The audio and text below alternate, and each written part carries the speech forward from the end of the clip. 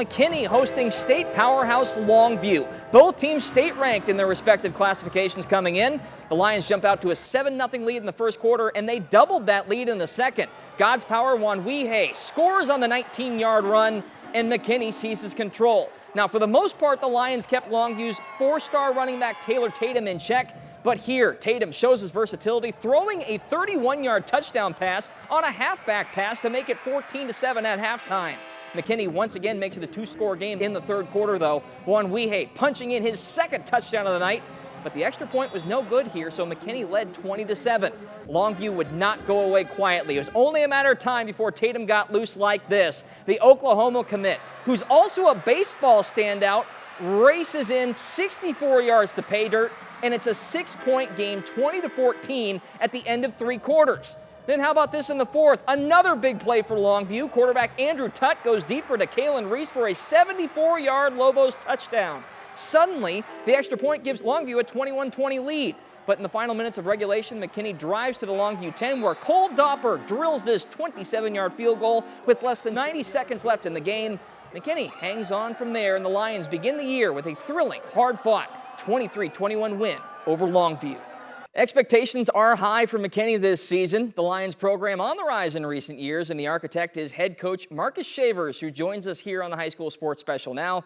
Coach, how's it feel having the first week in the books? Man, it feels good. First of all, thank you guys for having me on here.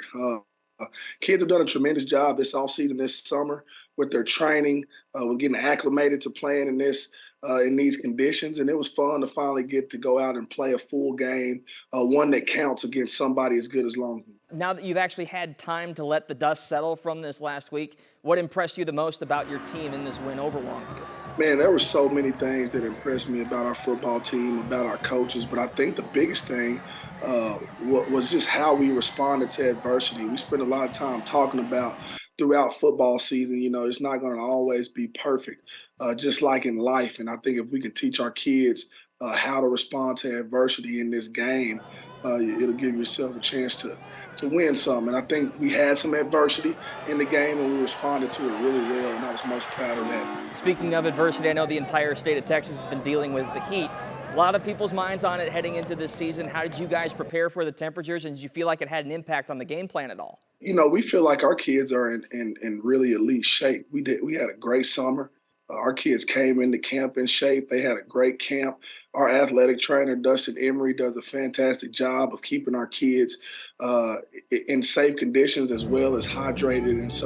And then our district set up some guidelines to allow us to be able to prepare in the safest way possible. So we always tell our kids in our program the weather is to our favor, and didn't really feel like it had a negative impact at all on the football game. I do want to talk a bit about some of the D1 products on your roster right now. Jonathan Agumadu, who transferred in, Florida commit Xavier Filsamy, who has been a great two-way player for y'all for a while, both coming up with big plays on Longview's last 2 offensive possessions.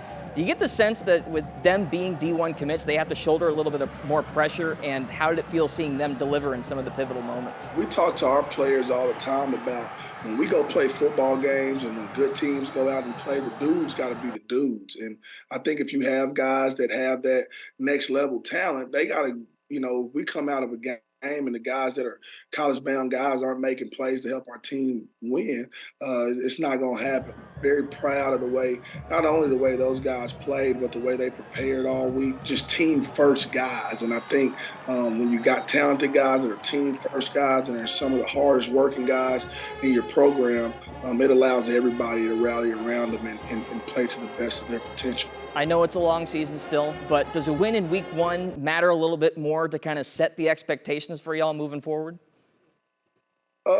We want to keep it in perspective. We were excited about being able to go get a win. You can't win them all and not win the first one. But we really take this deal a week at a time. And being able to go out there and be 1-0 was the goal, and we achieved that. But it wasn't a perfect process. It wasn't a perfect result. We want to continue to get better off of that in hopes that we're where we need to be come district play. A letdown is something that I'm worried about. We have yet to play our best football.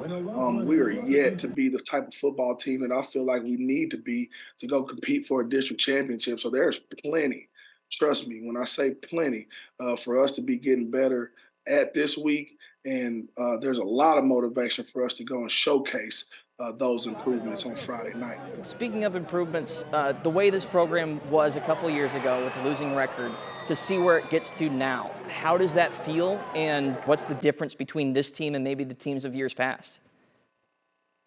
You know, it's a process, man. And I know it sounds cliche, but in order to play the caliber football and be the caliber program that we want to be, it takes time. You have to go through the ups and downs that you go through as a program to get to this point. Obviously, we got a talented group of kids. We knew they were talented when they got here 4 years ago, and they continue to develop. And the players make a difference. You know, we got really good football players, and they've gone through enough of the right situations to be able to respond in really big football games. I'm just curious, having the trophies behind you and having them in the building, does that help when you're kind of getting these kids to go through drills the second time around? Oh, absolutely, it does. You know, there hadn't been any trophies in this building when I got here since Ron Poe left, and we wanted to be that. And that, our kids had to see that. They had to see that they belong, that what that felt like. And I think having them around is a reminder. You know, this is the goal. You know, we want to be a team that can go out and compete for gold footballs in the postseason.